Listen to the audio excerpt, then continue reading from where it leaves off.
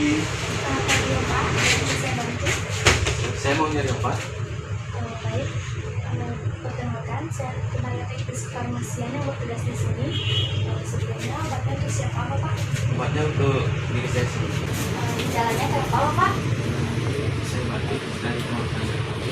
Gejalanya sudah berapa lama? Sudah mungkin 5 bulan. Sudah sempat periksa ke dokter apa belum? Belum sampai ke dokter. Apakah ada gejala lain? Yang obat. Apa yang saya berikan?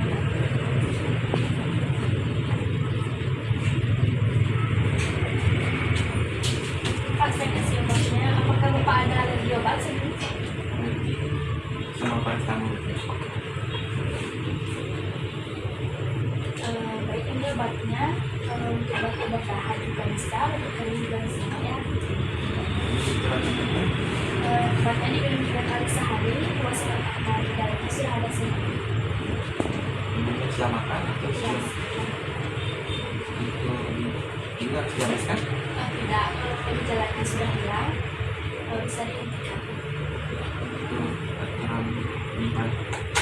Ini obatnya disimpan di tempat yang kering, terhindar dari sinar matahari langsung. Ya. Nanti kalau minum obatnya ini jangan berkendara terlalu dahulu atau menggunakan mesin karena ada mati bau.